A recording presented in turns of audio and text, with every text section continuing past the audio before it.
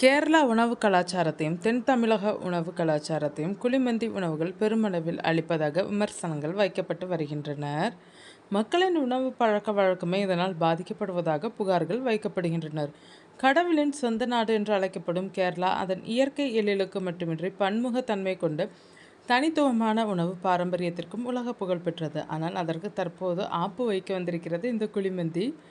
புட்டு, கடலைக்கறி, இடியாப்பம், அப்பம், ஸ்டியூ, மரவள்ளி கிழங்குடன் கூடிய காரசாரமான மீன் கறி மற்றும் உலக புகழ்பெற்ற தலச்சேரி பிரியாணி என கேரளாவின் ஒவ்வொரு மாவட்டத்திற்கும் ஒரு தனி சுவை அடையாளம் உண்டு. ஆனால் கடந்த சில ஆண்டுகளாக கேரளாவின் இந்த உன்னதமான உணவு வரைபடத்தையே ஒற்றை அரேபிய உணவு ஆக்கிரமித்து வருகிறது. அதுதான் ஏமன் நாட்டின் பாரம்பரிய உணவான குழிமந்தி. இன்று கேரளாவின் எந்த ஒரு தேசிய நெடுஞ்சாலையிலோ அல்லது கிராமப்புற வீதிகளிலோ பயணித்தால் அங்கு வரிசையாக பிரம்மாண்டமான விளக்குகளுடன் மந்திய உணவகங்கள் முளைத்திருப்பதை பார்க்க முடிகிறது.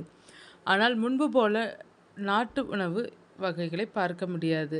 இந்த அபரிமிதமான வளர்ச்சி வெறும் தற்காலிக உணவு மோகம் அல்ல, மாறாக இது கேரளாவின் ஒட்டுமொத்த பூர்வகுடி உணவு கலாச்சாரத்தை மெல்ல மெல்ல அழித்து வரும் ஒரு பேராபத்தென்று சமூக ஆர்வலர்களும் பாரம்பரிய சமையல் கலைஞர்களும் கவலை தெரிவிக்கின்றனர்.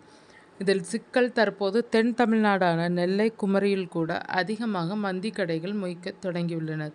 இந்த நிலையை சமூக ஆய்வாளர்கள் மம்மி எப்படி இறந்து உடலில் செய்வார்களோ அதேபோல் கேரளா உணவுகளை கொலை செய்யும் மேண்டிஃபிகேஷன் என்று அழைக்க தொடங்கியுள்ளனர். கேரளாவின் பாரம்பரிய உணவகங்களான தட்டுக்கடைகள் இந்த மந்தி உணவகங்களின் வணிக உத்தியோடு போட்டியிட முடியாமல் திணறி வருகின்றனர். ஒரு தட்டுக்கடையிலோ அல்லது சாதாரண உணவகத்திலோ ஒரு முழுமையான கேரளா சாப்பாடு தயாரிக்க வேண்டும் என்றால் அதற்கு பல்வேறு வகையான காய்கறி பொரியல்கள், அவியல்கள், பிரத்யேக மசாலாக்கள் மற்றும் மீன், இறைச்சி தயாரிப்புகளுக்கு அதிக நேரமும் ஆட்கூலியும் தேவைப்படுகிறது. ஆனால் குழிமந்தியின் வணிக மாதிரி முற்றிலும் வேறானது. இது மொத்தமாக தயாரிக்கப்படுகிறது. தரையின் கீழ் அமைக்கப்படும் பெரிய குழிகளில் ஒரே நேரத்தில் நூற்றுக்கணக்கான கிலோ பாஸ்மதி அரிசியும் அதன் மீது இறைச்சியும் வைக்கப்பட்டு வெப்பத்தில் ஆட்டோமேட்டட் முறையில் சமைக்கப்படுகிறது. இதனால் தயாரிப்பு செலவு பெருமளவு குறைகிறது. இந்த பொருளாதார சாதகத்தை பயன்படுத்தி மந்தி உணவகங்கள் ஒரு ஃபுல் மந்தி தட்டை மிக குறைந்த விலை 4 முதல் 5 பேர் சாப்பிடும் வகையில் வழங்குகின்றனர். மேலும் பல உணவகங்கள் அன்லிமிட்டட் ரைஸ் சலுகையும் வழங்குகின்றனர்.